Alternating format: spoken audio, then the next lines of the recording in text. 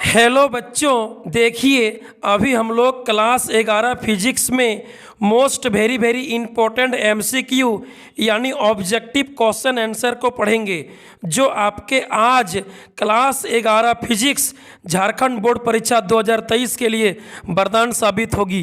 तो चलिए वीडियो को शुरू करते हैं। देखिए क्वेश्चन नंबर 1, निम्नलिखित में से कौन सी इकाई की विशेषता है? क्या बोला? एक नंबर में निम्नलिखित में से कौन सी इकाई यानी मात्रक का विशेषता है? पहला, इकाई सार्वभौमिक रूप से स्वीकार किया जाना चाहिए। दूसरा, बी नंबर, यह अपरिवर्तनीय और अच्छी तरह से परिभाषित किया जाना चाहिए। तीसरा, सी नंबर, यह उपयुक्त आकार का और आसानी से उपलब्ध होना चाहिए। उपरोक्त सभी होगा। ऑप्शन डी उपरोक्त सभी होगा। ठीक है, एक नंबर का सही उत्तर ऑप्शन डी होगा, उपरोक्त सभी यानी ऑल। आगे देखिए सवाल नंबर 2, गुरुत्वीय स्थिरांक का आयामी सूत्र है, यानी गुरुत्वाकर्षण नियतांक, गुरुत्वाकर्षण स्थिरांक कैपिटल जी का बीमीय सूत्र क्या होता है? ऑप्शन सी होगा, m के पावर -1 l के पावर 3 t के पावर -2। 2 का सही उत्तर ऑप्शन सी होगा, सी। आगे देखिए सवाल नंबर 3, निम्नलिखित में से कौन से जोड़े की बीमाएं समान है? सवाल नंबर 3 नंबर क्वेश्चन क्या बोल रहा है? इनमें से कौन सा जोड़ा का बीमीय सूत्र समान है? तो आवेग और संवेग। ठीक है, आवेग और संवेग का बीमा सूत्र समान होता है, मात्रक समान होता है। 3 का सही उत्तर होगा बी, 3 का बी, आवेग और संवेग का मात्रक एवं बीमा सूत्र दोनों समान होता है। 3 का सही उत्तर बी। आगे देखिए सवाल नंबर 4, क्वेश्चन नंबर 4 को पढ़िए और समझिए। निम्नलिखित में से कौन सा समय का मात्रक नहीं है? इनमें से कौन समय का मात्रक नहीं है? ऑप्शन को देखिए, सेकंड, घंटा, वर्ष, प्रकाश वर्ष। ठीक है, तो सेकंड, घंटा, वर्ष ये सभी समय का मात्रक है, लेकिन प्रकाश वर्ष समय का मात्रक नहीं है। प्रकाश वर्ष खगोलीय दूरी का मात्रक है। ठीक है, 4 का सही उत्तर होगा ऑप्शन डी, प्रकाश वर्ष खगोलीय दूरी का मात्रक है, दूरी का। 4 का डी, प्रकाश वर्ष समय का मात्रक नहीं है बल्कि खगोलीय दूरी का मात्रक है, 4 का डी। आगे देखिए सवाल नंबर 5, बल आघूर्ण की एसआई इकाई है। बल आघूर्ण का यानी टॉर्क का एसआई मात्रक होता है न्यूटन मीटर। ठीक है, न्यूटन मीटर। 5 का सही उत्तर ए होगा, ए। आगे देखिए सवाल नंबर 6, वेग समय ग्राफ का ढलान क्या देता है? त्वरण।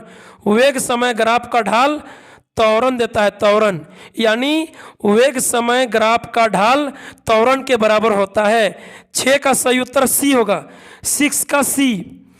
आगे देखिए सवाल नंबर 7, एक गेंद को लंबवत रूप से 20 मीटर प्रति सेकंड के वेग से प्रक्षेपित किया जाता है।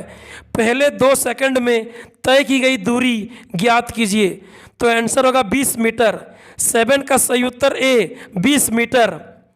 आगे देखिए सवाल नंबर 8 नंबर को पढ़िए। 8 नंबर, त्वरण किस प्रकार की भौतिक राशि है? त्वरण किस प्रकार की भौतिक राशि है? सदिश यानी वेक्टर क्वांटिटी, सदिश राशि। 8 का ए। आगे देखिए सवाल नंबर 9 नंबर पढ़िए। यदि किसी वस्तु का विस्थापन 0 है तो हम उसकी तय की गई दूरी के बारे में क्या कह सकते हैं? क्या बोला? 9 नंबर सवाल कहता है 9 नंबर, यदि किसी वस्तु का विस्थापन डिस्प्लेसमेंट 0 है तो हम उसकी तय की गई दूरी के बारे में क्या कह सकते हैं? 9 का डी होगा, ऑप्शन डी, यह 0 हो भी सकता है और नहीं भी हो सकता है। ठीक है, विस्थापन 0 है तो दूरी 0 हो भी सकता है और नहीं भी हो सकता है, 9 का डी। आगे देखिए सवाल नंबर 10 को, यानी सवाल नंबर 10 को आगे पढ़िए। 2 कारें ए और बी 100 किलोमीटर प्रति घंटा और 60 किलोमीटर प्रति घंटा के वेग से आगे बढ़ रही है। यदि दोनों कारें एक ही सीधी रेखा में एक ही दिशा में चल रही हो तो कार बी की तुलना में कार ए का आपेक्षिक वेग क्या होगा। देखिए, जब दो कार एक ही दिशा में चल रही है तो आपेक्षिक वेग निकालने के लिए बड़ा वाला में छोटा वाला को माइनस करना होगा। ठीक है, यानी अधिक में कम को घटा देंगे। 100 माइनस 60 बराबर 40 किलोमीटर प्रति घंटा आंसर हो जाएगा।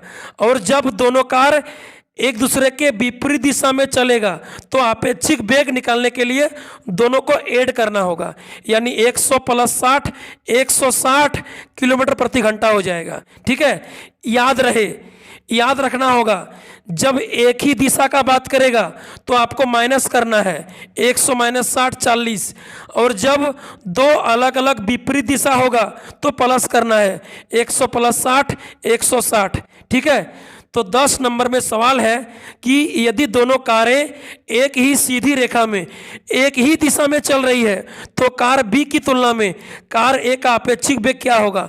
100 माइनस 60 बराबर 40 किलोमीटर प्रति घंटा आंसर होगा 10 का ए। आगे देखिए सवाल नंबर 11, विस्थापन के परिवर्तन की दर कहलाती है वेग। विस्थापन में परिवर्तन की दर को वेग कहते हैं, वेग। 11 का सी। आगे देखिए सवाल नंबर 12, घूर्णन गति में द्रव्यमान का समतुल्य राशि है जड़त्व आघूर्ण। ठीक है, घूर्णन गति में द्रव्यमान का समतुल्य राशि है जड़त्व आघूर्ण। 12 का ए। आगे देखिए सवाल नंबर 13 एक साथ क्षैतिज रूप से और एक ही स्थान से अलग अलग गति के साथ दो गोलियां चलाई जाती है, कौन सी गोली पहले जमीन से टकराएगी। आंसर होगा सी नंबर, दोनों एक साथ पहुंचेंगे, दोनों गोली जमीन पर एक साथ पहुंचेगी। 13 का सही उत्तर सी होगा, 13 का सी। आगे देखिए सवाल नंबर 14 को पढ़िए, सवाल नंबर 14 को समझिए, पढ़िए। दो सदिश राशियां यानी वेक्टर क्वांटिटी के बीच निम्नलिखित में से किस संचालन के कारण हमें जो सदिश राशियां मिलेगा वह दोनों सदिश राशियों पर लंबवत होगा। आंसर होगा डी नंबर, क्रॉस प्रोडक्ट सदिश गुणनफल से। ठीक है, दो सदिश राशियों के सदिश गुणनफल से हमें सदिश राशि प्राप्त होती है जो एक दूसरे के लंबवत होती है। 14 का डी होगा, 14 का डी। आगे देखिए 15 नंबर 15 को पढ़िए। किसी वस्तु का जड़त्व आघूर्ण किस पर निर्भर नहीं करता है। जड़त्व आघूर्ण किस पे डिपेंड नहीं करेगा, वस्तु का कोणीय वेग पर। ठीक है, 15 का डी। 15 का सही उत्तर डी, वस्तु के कोणीय वेग पर। आगे देखिए सवाल नंबर 16, प्रक्षेप्य की क्षैतिज सीमा अधिकतम होने के लिए प्रक्षेपण का कोण क्या होता है। 45 डिग्री, 45 डिग्री। ठीक है, प्रक्षेप्य की क्षैतिज सीमा अधिकतम होने के लिए प्रक्षेपण का कोण होता है 45 डिग्री, 45 डिग्री। 16 का ए। आगे देखिए 17 को पढ़िए। प्रक्षेप्य गति के लिए निम्नलिखित में कौन सा स्थिर रहता है। प्रक्षेप्य गति में इनमें से कौन सा स्थिर रहता है। वेग का क्षैतिज घटक, वेग का क्षैतिज घटक। ठीक है, 17 का होगा सी। आगे देखिए 18 जब कोई बस अचानक टर्न लेती है तो यात्री बाहर की ओर क्यों फेंका जाते हैं। गति जड़त्व के कारण, गति के जड़त्व के कारण। 18 का ए। आगे देखिए 19 एक समान वेग से चलती हुई कार में बैठा एक व्यक्ति एक गेंद को हवा में ऊपर की ओर फेंकता है तो गेंद कहाँ गिरेगा। ऑप्शन डी 19 का होगा डी, गेंद फेंकने वाले व्यक्ति के हाथ में गिरेगा। ठीक है, गेंद फेंकने वाले व्यक्ति के हाथ में ही गिरेगा।